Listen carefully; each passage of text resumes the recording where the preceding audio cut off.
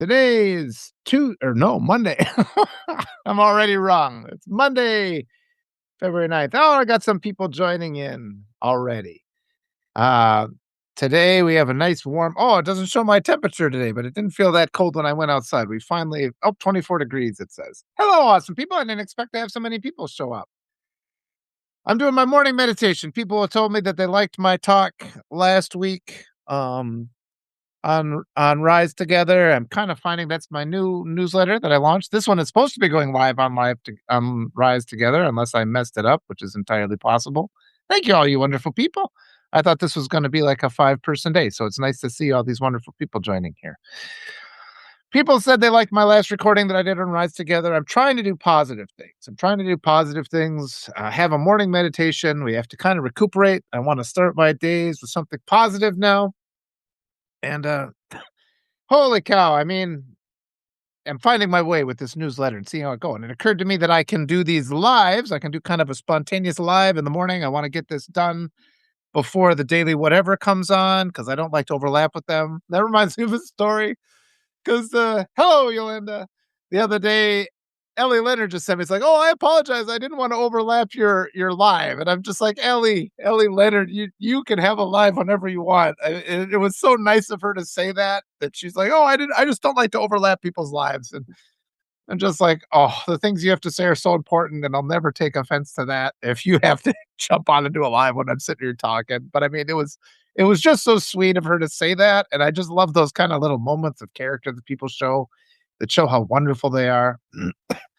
There was a lot of good things that happened over this weekend. A couple things that I've been thinking about. They've been going through my mind. I've talked about them again. My daughter, she's got a forensics competition tonight. She does really well in that. Thank you. Thank you. She's such a good speaker. She's so powerful. People are coming with commissions for her artwork, which I really appreciate because I've always said to my wife, I don't like this idea of her doing minimum wage jobs. I think minimum wage jobs are, I mean, it's good to do the work, but at the same time, I mean, a lot of people are in a position where that's all they can get, and I understand that, and we need to change our society where people can earn more. But sometimes too, there's this idea that, it's good for people. Your first job should be something like this, and that attitude needs to go away. We shouldn't have any jobs in our society where people are exploited and they aren't paid what they're worth. This whole idea in our society. I mean, everybody deserves to earn more. Everybody does, and I keep fighting people. Well, fighting's the wrong word, but people will pressure me when I just go on about wealth being evil. It's evil. And little by little, we're coming to this understanding that we will not have equality until there is wealth equality. People that have money can use that money to exploit and oppress and marginalize the rest of humanity. And we have to recognize that. And just this kingmaker mentality, everybody is so committed to this idea of, making themselves rich so that they can be among the exploiter class. But of course, in the back of their mind, they're like, well, I wouldn't be like that. But of course, they all become that. We've seen that. And yesterday, I had an article about, like, let's just stop financially supporting millionaires. And somebody comes in, it's like, come on now. Some, millionaires, they were like talking about somebody with $1 million, and they were getting on my case. This the hill you want to die on? It's billionaires that are the problem. It's like, okay, so a person with $999 million is totally fine, but a person with $1 billion is bad. No, it's any of these millionaire class. That's a problem. I mean, that level of wealth, and it's weird how this division is created. These people come at you. So I'll talk about that more in a minute and remind me. And, there's few enough with you today. This is just a small live. So I'll scroll through and answer questions. I kind of appreciate this. I didn't know how I'd feel about it once I got started, but there's all these lovely, wonderful people here. And I love that. And this being the Rise Together newsletter and not I'd Rather Be Writing, which has more visibility. It's kind of fun having this more intimate option here with 40 people. So please become subscribers. And if you can afford to become a paid subscriber, please do that too. I need the support. But I wanted to say another thing that happened this weekend is we have the basketball team, and I'd known that one of the other players, um, the father of one of the players had recently lost his father. And my wife had heard about it on social media that the father had passed away. And then I remembered because he'd come out, I'd been organizing these informal practices and he'd come out and played a lot of times. He's just a fun guy. I mean, all these everybody on the team. I'm one of the older dads. Most of them are in their 40s, but I stay pretty active, and I like to go out and play ball. It's like let's play, get the girls involved, more playing. And I think the kids are always really like to play against the coaches. So getting that set up or the parents, and but I'd mentioned last summer we were playing, and he mentioned that his dad was really sick and he looked kind of sad. People wear their mask all the time, but I could tell that this was affecting him. Hi, Patrick. And so then I just found out my wife is on social media, and she found out the announcement that his dad had finally passed away. And so when that happens, it was just on my mind, and I go there and he shows up and I see him and he's acting normal like people do. But I just pulled him aside. I'm like, "Hey, my condolences. I heard that this happened. I just wanted to know." And this is I think part of it is we just don't know what to say. So this is an effective thing to say to people. And I just pulled him aside and saying, I know I can't really do anything to bring him back or really help, but I just wanted to know you to know I was thinking about you. And I'm it's just like I told him, it's like, take time for yourself, take time to grieve.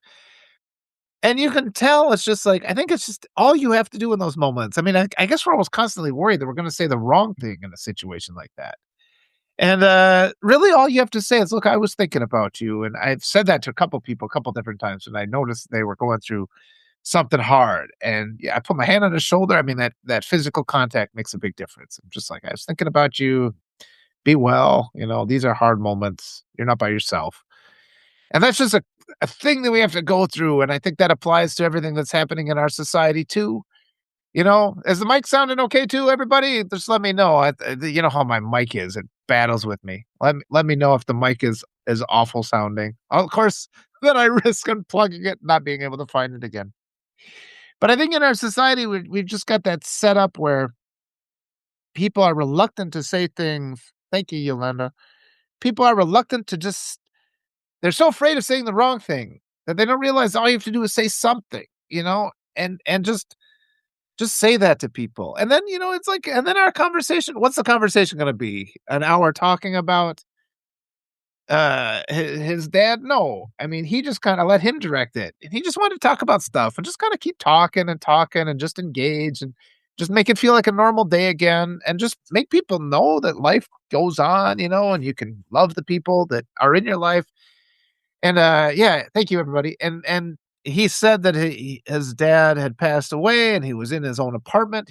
Um, and it was like, I said, that's actually, it's better than being in a hospital sick for months in agony. It's like he just had a cardiac arrest. It's like boom, kind of over quick, and you'd had your freedom and you were still visiting people and you're going out to lunch, and then you just pass away peacefully in the night.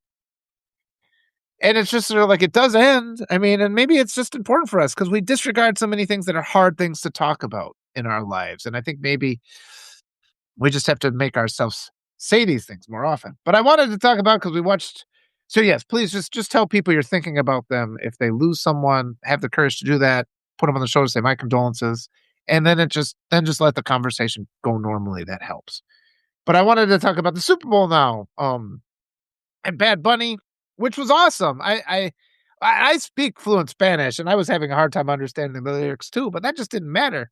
But I did understand some things, and one thing at the end, I loved how the theme of that show was unification of all Americas, and it was such a good thing. And people often say we refer to the United States of America as America, and yeah, everything's America. Venezuela, Peru, Bolivia, Argentina, all those things are America. And when Bad Bunny came out and said that, he listed them all off, and the United States was listed off among all the rest of them. And, the show was so good, uh, which the emphasis on colonization, which we just disregard, and again, that kinda ties into that what I've just been talking about, how we're reluctant to talk about these hard things and these things that really hit us in the heart. And, his show did. It emphasizes colonization, the exploitation of people. He did his song, but also the celebration and how, little kids can dream and rise and become performers at the Super Bowl.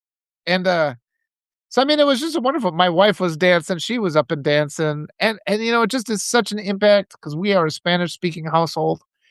We've been constantly under attack this year. I mean, 381 days of crisis or whatever, however long this freaking presidency has been, this regime has been, this illegitimate regime, because I think he cheated.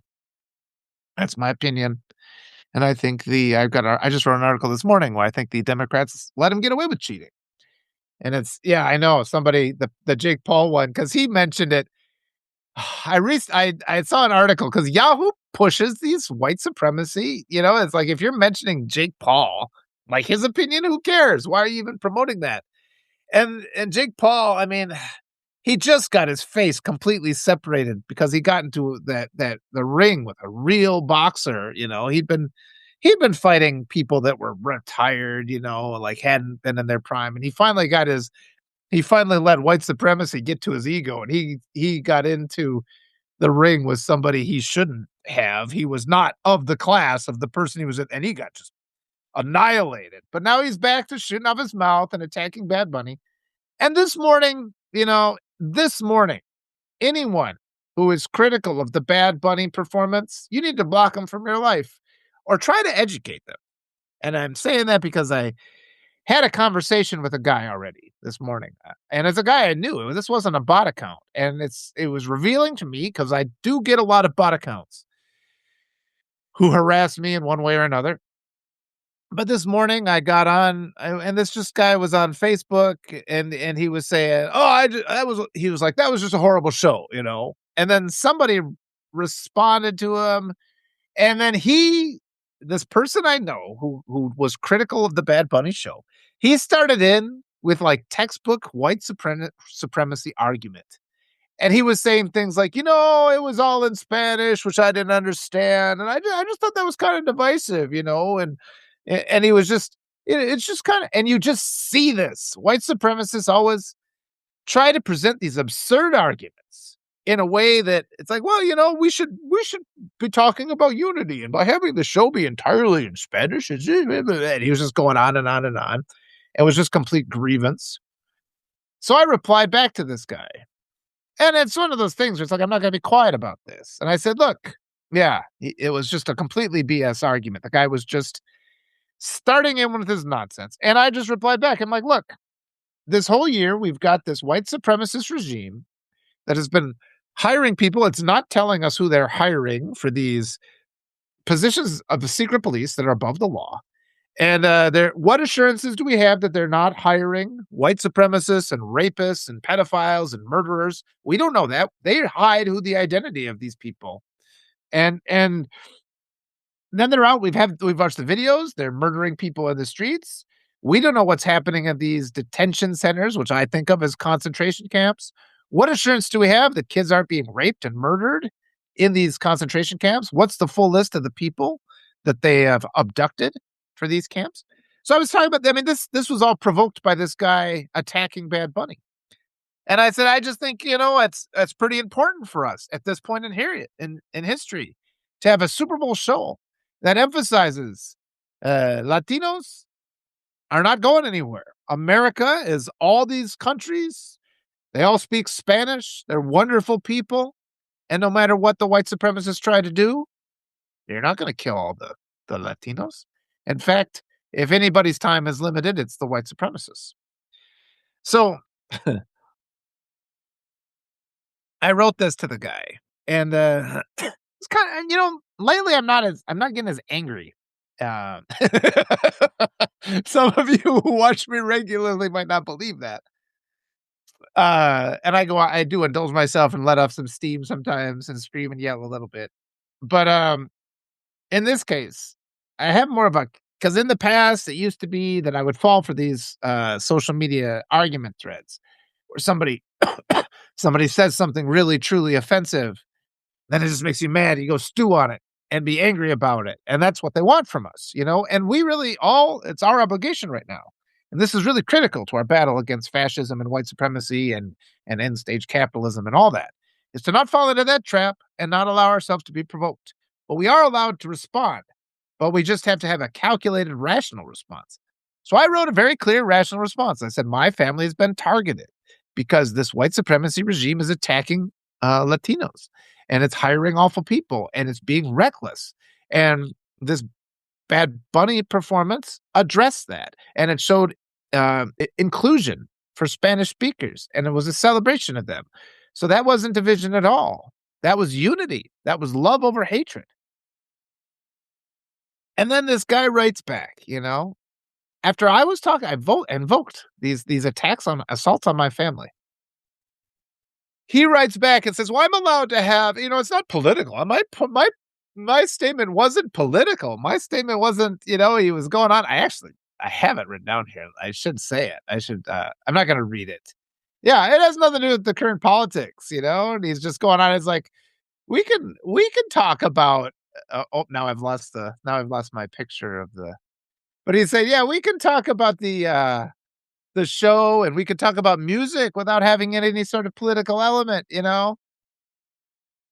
Again, a white supremacy grievance argument, and I'm gonna just continue to go through these. I can do this every morning, actually.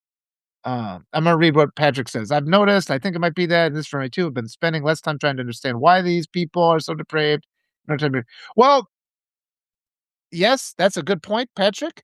But at the same time, hello, Derek. But at the same time, we have to prepare ourselves to respond. We can't see, we got into this mess because we've been groomed and indoctrinated to allow white supremacists to say whatever the hell they want.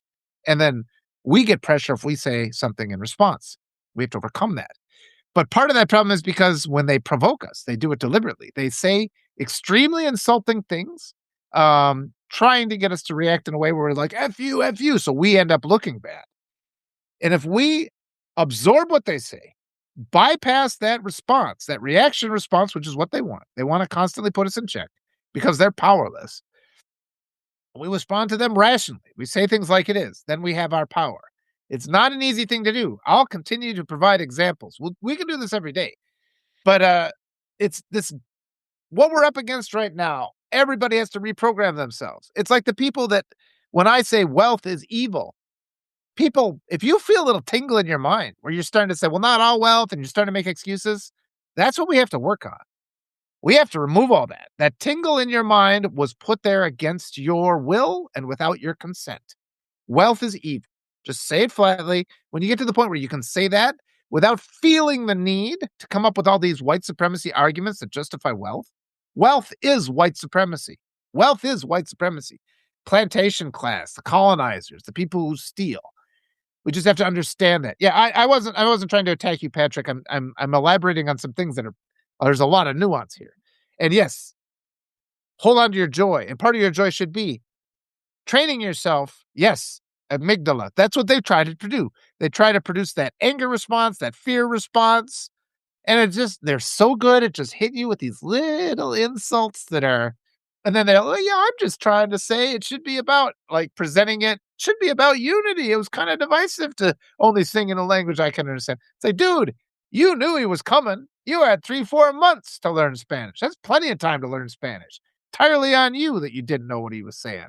It's like, why should the whole world go around you? Is he not allowed to use any word that you don't know? It's like, I know a lot of words. I got a pretty big vocabulary. Do I have to limit how I express myself because you don't understand the words and somehow that's on me? So these are the kind of conversations we need to have.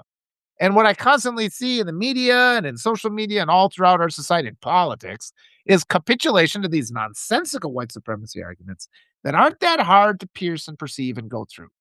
So anyway, yeah, he wrote in, oh, yeah. He's like, it had nothing to do with politics. I just didn't like the show, which is just BS. It's like, I can talk about the show without having it invoke politics. So I replied, buddy, I just left you a comment saying that my family has been targeted. We live in constant fear that some white supremacy pedophile will grab my kids, abduct my wife, murder them, rape them, do God knows what. I just mentioned that in the previous comment. And your response to that was to defend your right to be critical and have it have nothing to do with politics? Where is your compassion for my family? Do you even care? Do you even care that my family has been under assault? I should see what else I said. I went through it all. And I said, does it bother you that they're hiding the identity of the people they're hiring? That there's substantial rumors that they're hiring white supremacists? Does it bother you that, the president has been involved with this white supremacy network? They're committing genocide. This illegitimate regime, which most likely stole the election, which the Democrats allowed them to steal because the donor class would have been implicated by the Epstein files. And that's why they control who is nominated. They anoint the guys that they want. They put people in there that don't do anything. And all this is ongoing. And this guy instantly, though, he's pivoting back to it's like, well, I feel like I'm under attack. It's like I'm making this comment. It wasn't supposed to be political. And it's like, no, your comments are white supremacy rhetoric. You are repeating white supremacy rhetoric. And if you didn't know that before, now you do know. And now it's up to you to practice accountability because you can't right today, you cannot make a criticism of the Bad Bunny concert and have it not be an endorsement of white supremacy. That's the fact. That's the fact today because the regime has made it very clear that they are against that show. So by attacking that show, you are affiliating yourself with the regime. And, it's like if you want to claim ignorance, then you should have been quiet anyway. If you're ignorant on something, then don't shoot off your mouth. And once somebody educates you, you thank them, you move on, or you reveal yourself as corrupt. So it's going to be a day today. It's going to be an interesting day to watch these things, the way these things settle out. But here's another thing I want everybody to think about. I mean, that Super Bowl halftime show has Maga freaking out. And it's just like in the greater scheme of things, yeah, it was an important show. I would have liked them. I would have liked them to have a few little moments of you know, showing some member of the wealthy class exploiting people while they were working out in the sugarcane fields, or maybe the wealthy class abducting children. That would have been a good thing to say, because it's astounding to me the extent to which slumber is still in effect right now in the United States of America. People are still slumbering. See, people. They got Liam Ramos released, and then instantly there's another child that we're talking about. And it's like we try to develop some. Hi, Murphy. It's like we try to develop a little bit of sympathy for people along the way, one at a time, though. And it's. I'm doing everything I can to get some attention for these kids. Yeah, we were talking a lot about that poor little Liam Ramos. These kids die in these detention centers. They don't have the capacity to manage that stress. And we shouldn't be doing that. And these assholes that they're hiring to be secret police, they're the worst possible people. And I grew up with a lot of people like that. And just the kind of things that they subject you to, the kind of torture. It's just part of their life. And they get it in their heads. They get themselves thinking, life is hard, so that they justify in their minds these transgressions they make against other human beings and against children. And and it's the white population that remains in slumber. Yeah, anybody born in the American continent is American. And I emphasize it again and again and again. It's legal to cross the border into the United States. You can apply for asylum within a year. We have that law in place because at times in the history of the United States, there have been times when we've had compassionate and humanitarian leaders who have passed through laws to help out little kids who, escape from a billionaire-owned pedophile island and swim to America for freedom, for help, because that's everything that's been told. And they can cross the border and apply for asylum and then be restored, because we should all be working to restore people. And you can apply for asylum because sometimes the United States government overthrows democratically elected presidents, or they topple completely effective progressive systems in other countries. And that undermines the integrity of those nations. The people go hungry, and they've heard throughout the world's propaganda that the United States is the place to go. So they come. These are the things. And so I'm tired of people when people start conceding an immigration quote, they call it a problem. Don't say that. We don't have an immigration problem. When immigrants come, they elevate the United States. They displace these ignorant and evil white and cruel white supremacists. I lived in South America for 10 years. The people in South America love you. They adopt you like a long lost son. They treat each other with kindness and care. They don't have the cruelty or the drive for perfectionism. What they don't have in South America is white supremacy. The United States has it. It's a virus here. We have to remove it. And too many Americans, white Americans, are the most guilty of this. We've been indoctrinated to believe, oh, we just have to ignore it. We can't respond to white supremacy. Let's just let them have their way, because if you pressure them, you get them on their heels, you make them more entrenched in their ideology, which is complete bullshit. We have to oppose them because what we've seen is this constant retreat. We've allowed them to have more and more territory to the point where they've stolen control over every seat of power in the entire country. And they're using the power of the government to murder people and violate people and rape people and undo the Constitution and undo all the protections. So this idea of just letting white supremacists get away with whatever they want has failed. We have evidence that it has failed. It has brought us here to this place where this country is currently guilty of human rights violations. It's a human rights crisis. And we are run by a billionaire pedophile class that is not likely to be held accountable. But we are seeing cracks in the armor as people awaken to this. And the bigger is as big as proving all the crimes of these awful people that think they're above the law, who think that they can, rape and murder children with impunity. As big a problem as that is just exposing them, is awakening the mind of the general public to get rid of that tingle in the back of your head that makes you say, hey, Walter, don't be so hard on them. You'll drive them down into their beliefs. Don't shame them. We should be shaming them. We should be humiliating and shaming them every opportunity we get. Bullies are cowards and weaklings who have no ability. They have no skills whatsoever. And for us to just capitulate and allow them to steal elections, bullies don't. White supremacists have never won a legitimate competition. Neither have racists. That's the whole point of them. They're a grievance mentality that can't achieve or do anything.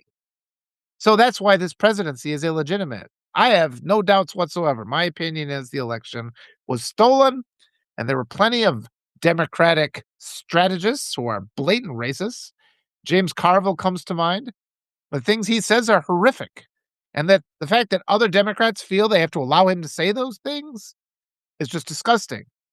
And other Democrats feel that because we have these billionaire donors is where they get their money from, because the majority of our politicians are worthless. I would really love to sit down with more of the people currently sitting in office because they've just all got this entitled echo chamber mentality where they don't know how to face questions. We need to start. Yes, grievance mentality is the base of white supremacy thinking. So when somebody brings up, oh, well, that makes me feel bad. It's like, wait a minute, you just turned to making this about you. What about the kids in concentration camps? What about the children that were raped? Let's talk about them. It's not about you at this moment. I mean, your grievance, your attitude, you're trying to deflect from these horrors and atrocities that you are enabling, that you are committing to.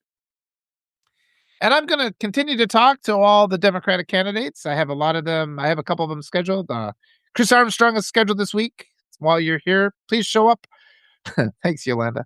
Please show up on it's Wednesday from 2 to 3 Central Standard Time. What is that? Wednesday the 11th. I'm talking with Chris Armstrong. He is one of the candidates for the primary. There's a lot of candidates right now. I mean, a lot of these primaries have 5, 6, 7 people. There's a lot of people we can talk to. They will presumably get on a debate stage with the other candidates. I'll talk to them. They'll talk to those other candidates. Bit by bit, we will make this the national narrative. And once people start to awaken, you cannot put the genie back in the bottle. You cannot put the toothpaste back in the tube. Once people start seeing these things, once people start overcoming that idea that, oh, the patriarch, it seems like he's doing evil, but it's all for a greater cause. Lose that faith. Lose that faith in the patriarch. When I grew up, and my mom was always trying to protect us to every extent she could. And part of that protection was saying, your dad is fair, you know? He's fair." And she believed it too. And through years and years and years, I lived with that. He's fair. And then everything else, once you've established he's fair, everything else is beneath that assumption. Your mind doesn't even go to those other places. And maybe when I was 15 or 16, I opened the door to the world of maybe he's not fair. And I walked through that door and all these other possibilities opened up to me. And I found within those possibilities the means to prosper personally and to have loving relationships and become a good father myself. And so, please, everybody, I encourage you, open those doors in your mind. Reconsider the things you've been indoctrinated and groomed to believe without question are true. And little by little, we'll do this. It's not an easy process. Thank you for showing up. Thank you for being here. Yeah, I mean, well, it was, she believed it. So it wasn't something, her statement was gaslighting. She was in this situation too. We were all in this situation together. We all had it was a strategy that we employed because of the limited power that we had, so that's what we did, and I survived with it for years, and it got to the point until I built to a point where I had enough power we could get away. I've thought about it a lot, Karen. That's a fair comment. I don't have any resentment for her for saying that. I think she was up against the wall as much as I was, and ultimately, we get gaslighted all the time, and I probably but a lot of it, see, it's because 'cause we've been indoctrinated to believe things that are lies. We've been indoctrinated to believe things that are lies, and so then we pass them down to our kids, and then it's gaslighting even though we sincerely think it's true, and that's why we have this obligation to check those things. Somebody posted a great meme the other day, I just wanna mention it, and it was talking about Zoran Mamdani, and it's like for years, the established Democrats were like, "Well, why can't we just do this?" And the silver spoon fucking establishment Democrats were like, "You're an infant, you absolute infant. You have no idea how things can be done. It takes years. It takes committees. There's endless obstacles." Meanwhile, Mamdani, "Yep, got that done. What's the next thing? Got that done. What's the next thing? Got that done." They've always lied. It's not that complicated. Michelle Obama said she's been in the room with them. They're not that smart. The leaders are not that smart. There's nothing special about these things. There's nothing special about celebrities. Nothing. They refuse to sit down and talk to us. They do make us feel, so we get starstruck by those people, so we become tongue-tied. That's part of their power of exploitation and abuse. We have to overcome that. We have to fix that.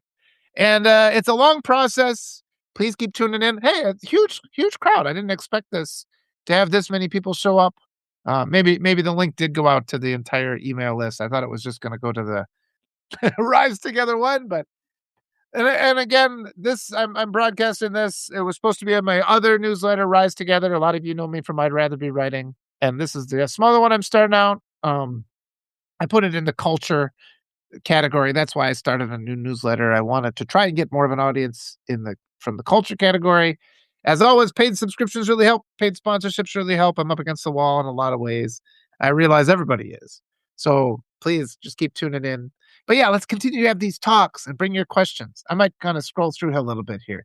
I want to read it. Thank you, Karen. You're so sweet. I appreciate that so much. She says everybody knows and loves me. Well, they all don't love me and they all don't know me, but enough of them do, so I feel very fortunate. Let me read this here. You consume all this war as if it was, violence is part of thank you, Yolanda. Violence is part of the white supremacy brainwashing and gaslighting. This idea that violence is inevitable, violence must happen. It's wrong. It's a lie. And it's never a good solution.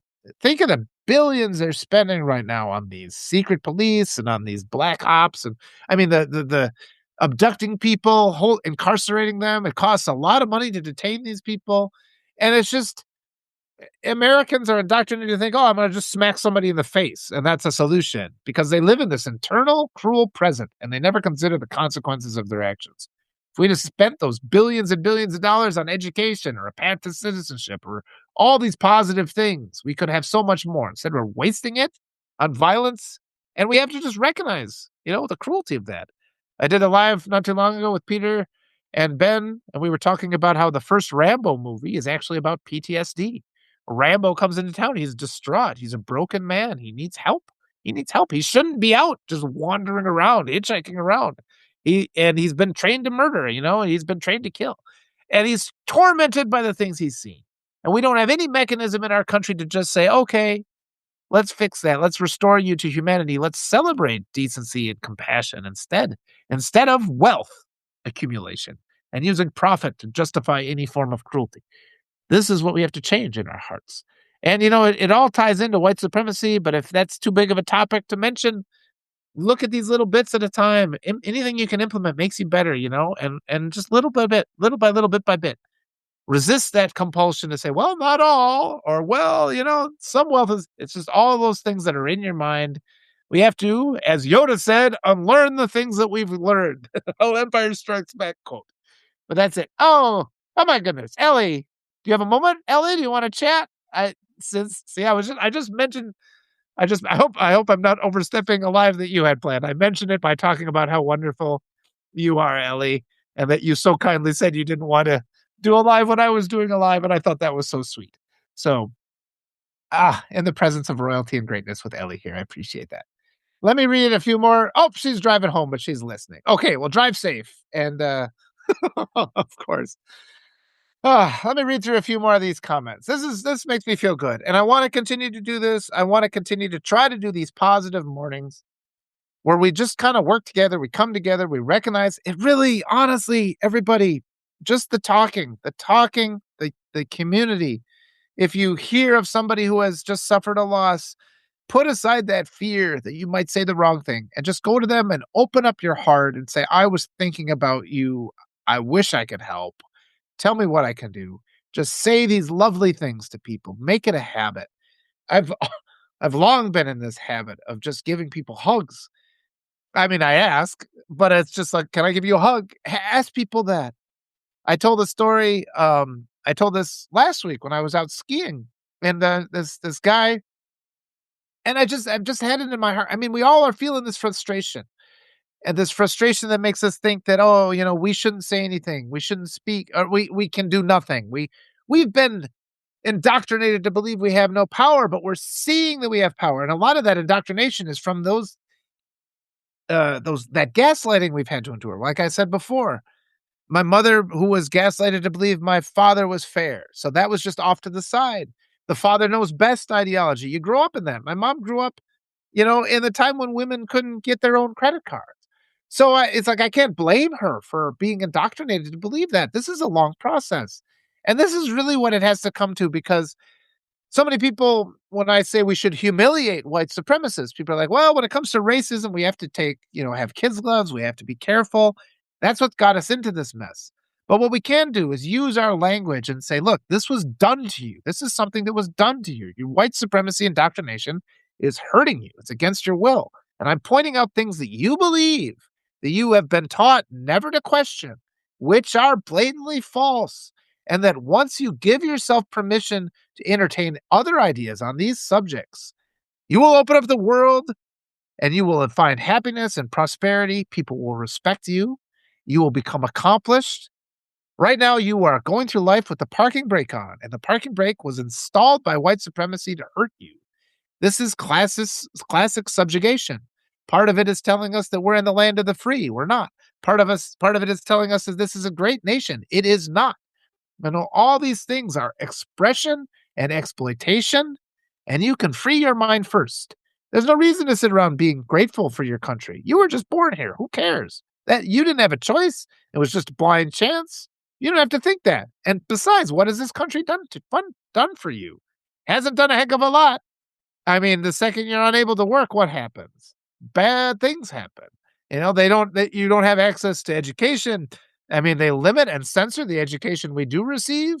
Your kids there's pressure to put them into debt. I was listening to Dana Dubois the other day, and when I was talking about with Stephanie Wilson the other day too, we were just talking about doing a parenting type of a show. And my daughter has said to me, because I keep giving her all this advice, and I keep saying, just avoid debt, go outside the system, get the credits for free, get whatever credits they're offering, take the AP classes, do whatever you can, get as much of a degree as possible to limit how much we have to pay to get you a degree, then get any degree, And I'm not telling you to give up on your dreams. She's doing wonderful here on Substack, by the way. Everybody's sending in commissions for her to do their profile pics. I love that. But I'm like, I'm not telling you to give up on your dreams. You will have more dreams if you are not saddled by debt. Debt is enslavement. So if I can get you to the point with as inexpensively as possible, you have a degree so you can make money at a professional wage. And while you remain a single person, you don't need that much money. People get desperate and we become controlled because we have this mountain of debt. And so then we have to endure toxic employers. And then we become sick and our healthcare comes through our employment, which is another way that they can control us. All these mechanisms of control have to be dismantled. This is why there's such resistance from both parties to have socialized medicine, Medicare for all, because if we had that freedom, we wouldn't have to endure abuse. All these mechanisms that restrict our freedom enable abuse. And so my daughter said, "Gosh, it feels like I'm cheating the system." And I said, "Yes. Yes, you're cheating the system because the system sucks. The system is corrupt." And this is what we tell our kids. Amber, thank you. And tell your kids that too. I really want to sit down. I'll talk with Dana because she mentioned, she's like, "Oh, consider art school." Because my daughter's, I mean, she's been wonderful. She's doing all these wonderful drawings. And number one, I don't believe art school can teach her much. This is, and number two, I mean, all you have to, she just sits around all the time drawing. She just sits around all the time sketching. She's been doing that her whole life. And so she has put a lot of hours into this. And, go sit in a class for an hour is gonna somehow improve on the fact that you've spent, you know, 15 years sketching. I'll read her stories. She's sitting there sketching. Both my daughters are tremendous artists that way. And so, yeah, my plan is, but get that Spanish degree. That's the easiest degree she can get because we have a Spanish speaking household. Get that. Now you can go do, halftime Spanish class and spend the rest of your time um, drawing and pursuing your art. And you don't have that threat, the oppressive threat of that debt hanging over your head, forcing you to do things that are against your personal integrity. And that's how we got in this mess, because everybody in the United States is so pushed and so squeezed and so pressured, that they have to. I mean, it's like the bills start piling up, you become afraid. And so then it's like, okay, I'm going to take this job from this person who I find reprehensible. And we enable the system that way. And the more and more we can find our freedoms, I'm going to set her up with a Substack. It says when you're 16, I'll set her up with a Substack at that point and let her just do it. Let it get started that way. For her, like, people have been giving her $50 for a profile pic. And it's like, great, like, that's extra money for you. Just do that, continue to build it. And I still want to have her illustrate my fairy book. So I'll have that going too. So I got plans, but yeah, I want people. I mean, imagine if everybody in the United States just didn't send their kids to college next year. Just don't do it. Let's completely collapse the American college system. That's one way. And it's like, encourage them to spend a year abroad. I lived in South America for nothing. You can live for next to nothing. Go spend a gap year abroad, and it would freak out our college system. And that's the way to bring about change. I'm going to scroll through some of these questions here. Okay, not gonna read that. Oh, I guess that's what you're saying. Yes, please. Uh, I don't understand what you mean there, Bruno, because you said scamming the system, but what I mean is I said cheating the system. The American system is designed to express and exploit you. The American system is designed to do that. All the things that you're pressured to do. Everything from buying a car to buying a house. You go into a bank and you ask for a loan. They'll try to get you into a loan you can't afford because they make more money on it. Everything is a cheat. So you should always, and it's really hard. It's really hard. But I've always been a person who just defiantly chooses other things. When everybody else had a Nintendo, I scrounged together money and got a Sega Master System. At the time, I would just say, it's like, well, then people can play different games in my house, but it's just, there's something deeply rooted in me. I always do the opposite of what other people did. And when I left and lived and moved and lived in Peru for 10 years. And even then I was struggling with it. Like, oh, why? I'm not in the system. This is cheating the system. I'm doing something I shouldn't be doing. A person my age is supposed to find some corporate job and go up the corporate ladder. And am I going to pay for this later? And the answer is a resounding no. Because if you listen to the system as it is, it will squeeze everything out of you and leave nothing but a husk behind. So Yeah. Let me see. It's issue workplaces prioritize center skills and experience when hiring. Workplaces are completely corrupt at this point too in the United States. Let's just face it. You have they demand, they demand that you've spent $500,000 in education for a job that they pay you 20K a year for. I mean, that's what I mean, everything right now is unsustainable. Everything is just on the verge of collapse. Look at it. It's just nonsense. There's no justifications for any of it. I was talking with somebody the other day about Medicare. The only reason that Medicare exists is because the insurance companies can't afford to insure the elderly. Elderly have a lot of health issues. So our entire healthcare system in the United States is already subsidized by the government because they take on the highest risk cases. And they've only privatized the parts where it's relatively inexpensive to insure that group. And then they've exploited it and created this just obscene level of wealth.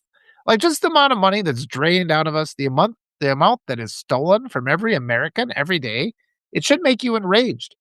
Ideas like, I mean, I get fed up with the football players making $50 million a year. I did the math once. How many teachers is that? Like 1,000 high school teachers or something? We could have that much better education, and then our taxpayer dollars also pay for the stadiums in which they play, and the billionaires who own those teams get massive tax breaks. This $170 billion they gave to ICE to just kidnap our neighbors and make us feel threatened. Violence never solves anything. Violence is a white supremacy tactic.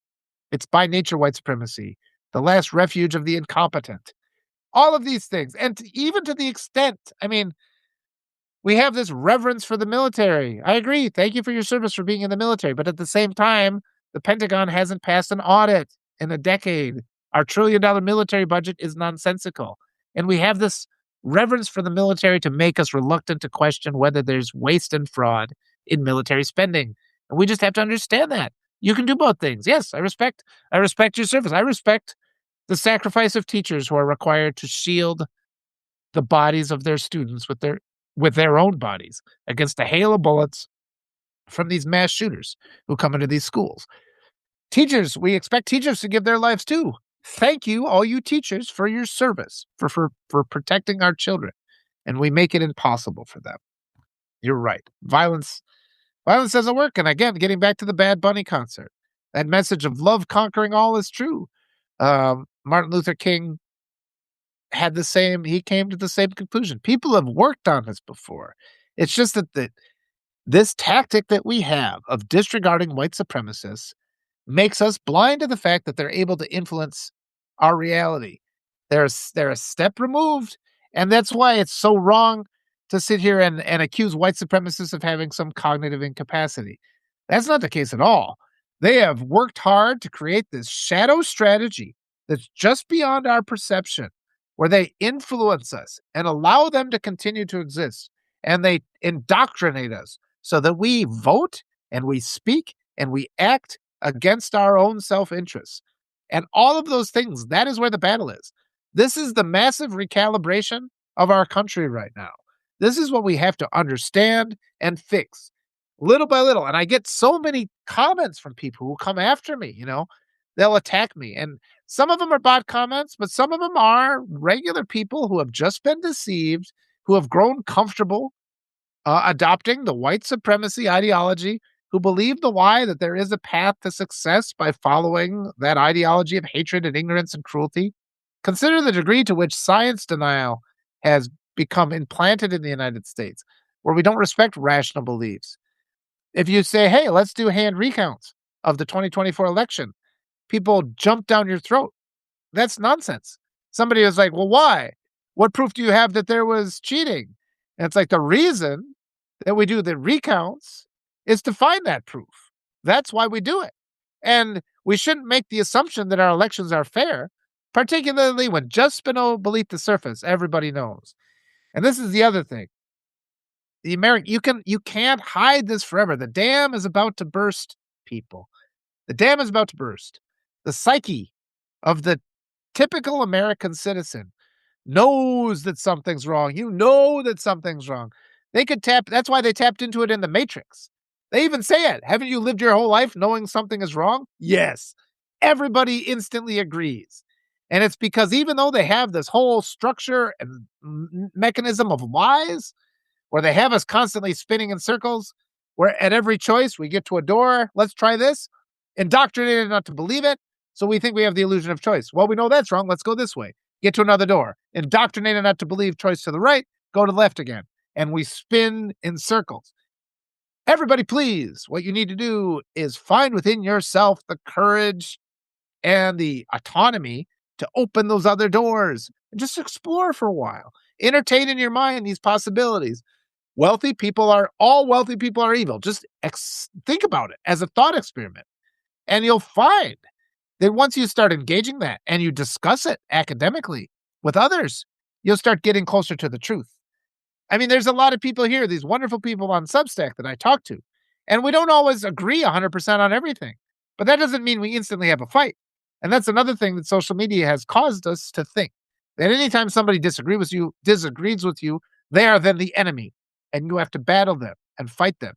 That's not the case. Instead, we need to have this perspective like we are two academics who are using two parallel theories, and then we communicate with each other. We don't have to fight each other. We don't have to think our theory is our identity. Instead, we say, well, these are the reasons I think this. What are your reasons for thinking what you think? And then you give yourself a little bit of time and you go and practice the things they said and you see if you can disprove what they said. And if you can, you go back and compare notes again. And likely is that the truth is a third theory somewhere between the other two. We just have to get back to that level of critical evolution, rational thinking. And yes, I mean, there is this overwhelming tidal wave that makes us discredit rational thinkers, that sows the seeds of division. It manifested again today on that social media platform when the guy said he thought that the Bad Bunny concert was divisive, and he offered this as if it was just an innocent comment, even though what he was doing was promoting a white supremacy narrative. It was based on lies. There's nothing divisive about a concert done in a language that is the language that is most spoken on this continent, one where every nation on the North and South American continent was mentioned and included and welcomed. There's nothing divisive about that. There's nothing divisive about speaking in a different language. Take it as an opportunity, as a challenge. Yeah. And then Murphy, take it as an opportunity, a challenge to learn another language. Murphy says the other show was pathetic. I didn't watch it. I didn't do it. Yeah, but I mean, yeah, rational thinking is a radical concept, and honestly, everybody, I want you to know too, I have my hard days. I have the times when somebody says something, I react and from the fear center rather than the rational center. It always happens. But in this last year, especially, I've grown a lot. I've grown a lot. All you've helped me. Keep coming back. We can all grow together. Patrick says they gaslight and pretend like we don't know that we haven't even tried sensible policies based on our basic human dignity needs. Yep. I mean, this idea, the example I'm going to use here is the Democrats refusing to demand even one hand recount. We absolutely had the right to demand hand recounts. In 2020, this administration is still demanding recounts to prove fraud, even though they've had every opportunity in the 2020 election. That was a fair election. Biden won. They're still demanding recounts. We are not allowed to demand the same thing for 2024, even though the guy we were up against was convicted of election fraud in 2016 and was indicted for election fraud in 2020. And somehow the Democrats are like, well, we can't cast doubt on our election. I have doubts on the election integrity in the United States, particularly when you're running against a criminal who has, in his lifetime, never done anything without cheating. That's the perfect time. And just to ensure voter integrity, we should be doing recounts. Yeah, and then this is a good one, Bruno. Americans have to shoo away from the fear of socialism, leftism, neo-Marxism. Time to restudy Marx, Keynes, even Adam Smith. Yes, people are indoctrinated, and it's white supremacy indoctrination again. This is when people say this has always been a Christian nation. What they don't understand that what they're really trying to say is this has always been a white supremacy nation. White supremacy installs dog whistles in our minds. So words are used that are camouflaged words that are stand-in for reprehensible ideologies. When they attack socialism, what they really mean is they don't want any program that will help people living in poverty. They don't want to help any program that will help people of other races than white. That's what they mean. They absolutely carve out exceptions for themselves every single time. That's how that's how that white supremacy indoctrination works, and we need to stand up for it. The next time somebody says, "Hey, we can't be socialists," say, "Hey, that actually is a white supremacy argument that you just said," because the way it is meant in the United States is that you don't want social programs for anybody other than the white community. Just educate people. Keep standing up for your rights, Yolanda says. Yep, vitally important. And know your rights. Learn them. And don't believe the false counselors out there. That's in Dante's Inferno. That's in the closest sinners next to the devil are the false counselors. Screenshot our votes. Can you bring a cell phone in? I don't know. Don't break any laws. That one's an interesting idea. Um, yeah, I mean, well, I mean the insurrectionist in the Oval Office who has bragged a couple times about his cheating. He brags about sexual assault. Yeah, let's do recount. Let's start that pressure. Let's start that pressure. I'm going to be mentioning it, and especially in the next elections too. I want them all to just declare at the get go, we are going to hand recount this result, and that will make them afraid. See, this is a big power thing here. When you tell people there will be accountability for your actions in the future, it makes them less likely to perform acts of cruelty today. It does. That's a deterrent. And the fact that the Democrats are silent on this issue is offensive beyond belief.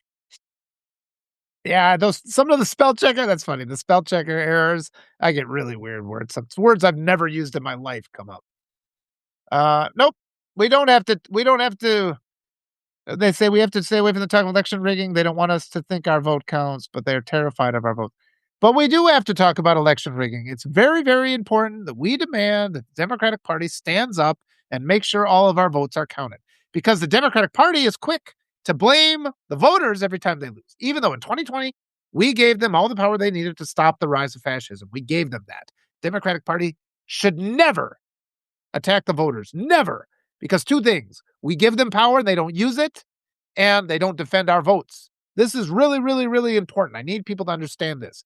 We have every right to demand right now, for the midterms, for the primaries, that the elections will be hand recounted. That needs to be one of our major themes going forward. We will not allow the Democrats should sit there and let Republicans steal election after election. Oh, well, can't do that anymore. It's causing people to get murdered. I mean, it's just so. I think we need a lot of Democrats to get arrested because they didn't stand up and demand recounts. I honestly feel that. Yeah, I don't. Yeah, screenshot. That's interesting. Yeah, we do need to be tracking our votes. We do need to make sure vote on the handballots whenever possible. But yes, we all have to come together and demand recounts in the upcoming midterms. Uh, yeah, I don't know. That's interesting, Rebecca. We just got to make sure. It could be different from state to state too. It's like when a parent shuts down their kids when they say something that they didn't think of first. Yep, yep. White patriarchal supremacy is just insecurity. It absolutely is, and they know they're weak. And that's friends. Maybe that's the one thing I should fundamentally say. I mean, we're up against these bullies, bullies, bullies, and I know. I mean, the Democrats, the silver spoon Democrats, don't know how to deal with bullies. I've been beaten. I've been beaten. I've been tortured by bullies. I've been burned. I know what they're like. So some asshole like Schumer or Jeffries, who has lived all of his life in a palace, to sit there and lecture me about how we handle bullies is just offensive.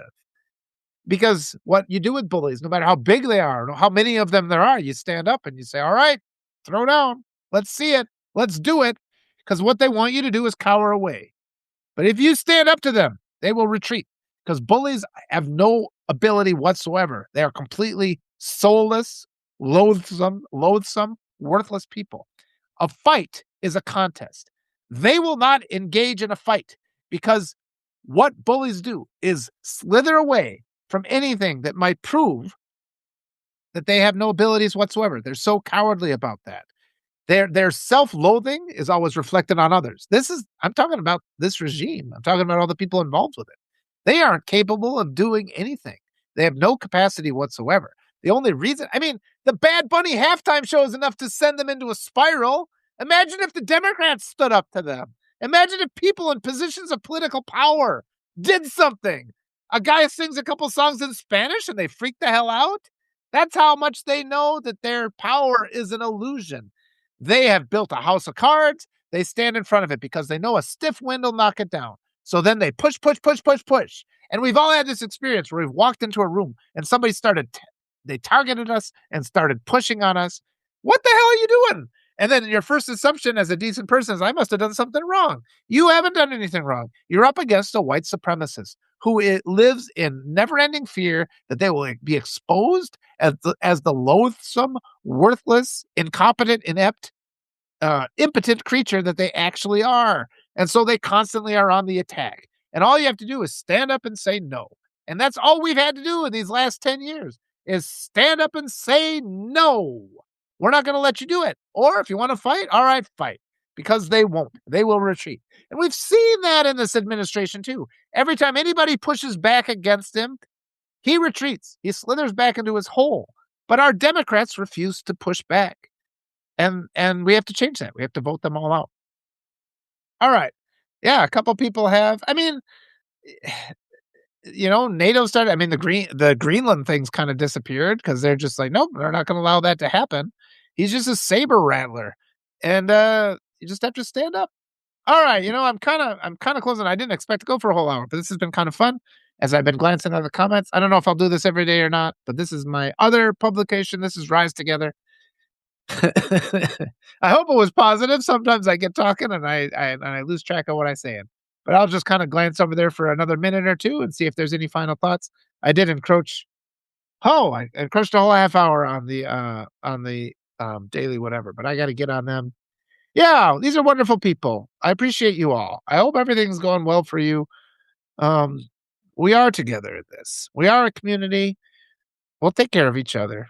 We can give ourselves the permission to get rid of this, making apologies for cruel, wealthy people. And we can give ourselves permission to just be kind and to help each other, just celebrate ourselves.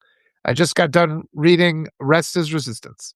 And, that's so important because it's that grind mentality. They make us always think that we have to be out there earning, like our actions don't mean anything if we don't make money on it. And the truth is the opposite is true. Our actions that we do just to be kind have far more value. Go to people that that are suffering. And even if you can do nothing more than put your hand on their shoulder and say, I'm worried about you. Please stay with us. Please stay strong. Above all, we need everybody to be here. Everybody to be here for the long haul. We got a long haul ahead. We all have to make ourselves into good teachers, where we teach our children, we teach the people around us, we encourage them to adopt the ideology of love, because everything in the United States, up until this point, through the entirety of my life, has been meant to groom and indoctrinate us and justify us into thinking hatred is acceptable. We should have a military budget of $0. We should have a police budget of $0. We should spend all of our resources on education and ensuring that people have a roof over their head and just to elevate each other so that we can all rise together, because that's what we want fundamentally.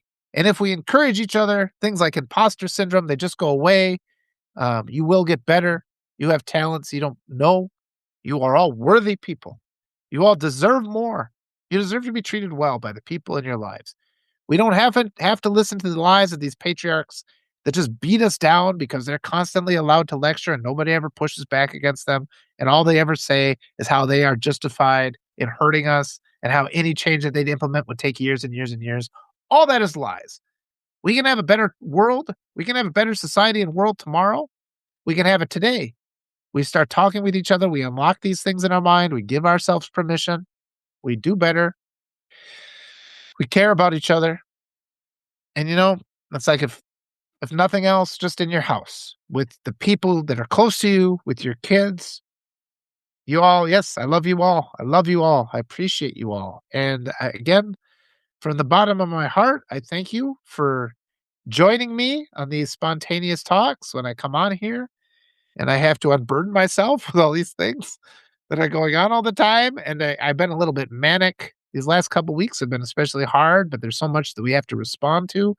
Um, at this point, though, and I was telling Surya Stevens about it, I just speak from the heart. I don't take the time to have it go through my thoughts. And I think that's part of it, because when they indoctrinate us, they indoctrinate our conscious minds. They give us all these ideas that we think we have to do. They tell us we have to use our minds and not our hearts. And if you just invert that and you go through life, you face your reality with your integrity leading the way instead of all these lies and justifications you've learned that haven't allowed you to be cruel, even though in your heart you don't want to be cruel. If you start having the courage to just face the world with your heart, you'll be able to find the evidence to make all these things in your conscious mind just go away and they torment you. All those lies that we're indoctrinated to believe, they torment you. And we can overcome them. We can overcome them together.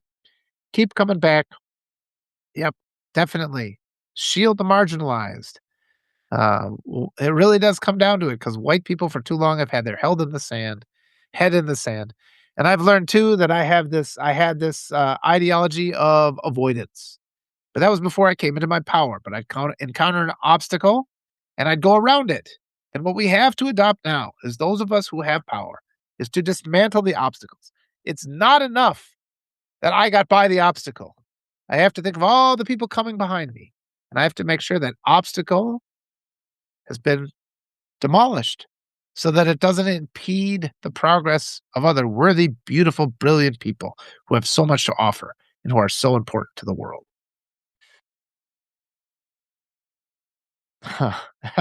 Those dystopian novels like Brave New World, that came up the other day too. But yep, we have to show them a path around too, but also at the same time, if there's a lot of different possibilities, but also work to dismantle the systems. Work to dismantle the systems of oppression. You'll feel better. It's good work. It's good work. It's the kind of work that resonates in history. It's the kind of work that will make your descendants proud of you. And I think right now, it's good to spend a little time reflecting on what actions we can take to make our descendants proud. And yeah, let it be known 50 years from now, 10 years from now, 100 years from now, that you were on the right side of history and you stood up for the marginalized and you created a pathway to prosperity for all. Yep. So everybody, I think that's enough for today. I'm getting going. Awesome. 226. I don't have 226 followers on my Rise Together alternative newsletter. So I hope you all will come over there and become free subscribers. If any of you can afford to become paid subscribers, I told you last week I had a pipe blow up in my basement. So I'm waiting for that bill to come. So now would be a wonderful time to upgrade to become a paid supporter. But at the same time, in saying that, I understand everybody's back is against the wall economically. So just do what you can. Please keep continue to support. Those of you, I mean, think about ways if we could get some more like corporate sponsorship. I mean, that would be helpful. But I need to get bigger because I'm getting quite a few candidates, political candidates. They come and talk to me. I'm up to like 4 or 5 of them that have come. But the bigger this gets, I want to get more. I actually sent out an email to Tammy Baldwin, the senator in Wisconsin, a couple more Democrats who could come and talk to me. We can expand this platform. We can start making these concerns part of the national dialogue. And again, hate language has money up to its eyeballs. Reason and kindness has no money whatsoever. I mean, the entire political spectrum in the United States is on the right. It is a right-leaning country we live in. That's why we have problems. Everything in this country is conservative. Conservative ideologies are cruel. They don't work. So your support means everything. And the things I say do turn up. I have seen it happen. It starts here. It makes its way to the national media. It makes its way to the national eye. But we're doing it the hard way here, folks. So your support makes it happen. Yeah, and what Patrick says, it feels amazing to be able to look at yourself in the mirror and say, I did the right thing without asking for permission, without hesitation. I gave myself permission to do the right thing because it makes you feel better. And it's terrifying and sad the extent to which we've been indoctrinated to enable the abuse of our fellow human beings. And if we individually do the work to remove that from ourselves, we can spread that love to the people around us, empower them to be better people too. And that's how we change the world. It's bit by bit, the small things, every single one of us makes a difference. So again, thank you for your time. Thank you for your contributions. Thank you for your support. Thank you for the hearts. And thanks for the love. I feel it. Makes me feel so much better. Helps me start the day positively. I don't know if every day I'm going to be spending this much time talking, but you guys all came here and it was wonderful to see you all. So you got me excited. But yes, thank you. I'm off to write like 2 dozen articles. So Let's leave it for there. Let's hope to see you. I hope to see like a whole flood of new free subscribers. Let me get those emails today. I want to see 50 new free subscribers to rise together. So thank you, everybody. You have a great day. Love you all. We're gonna win this. There's no other possible outcome we will accept. We are going to win. Rise together.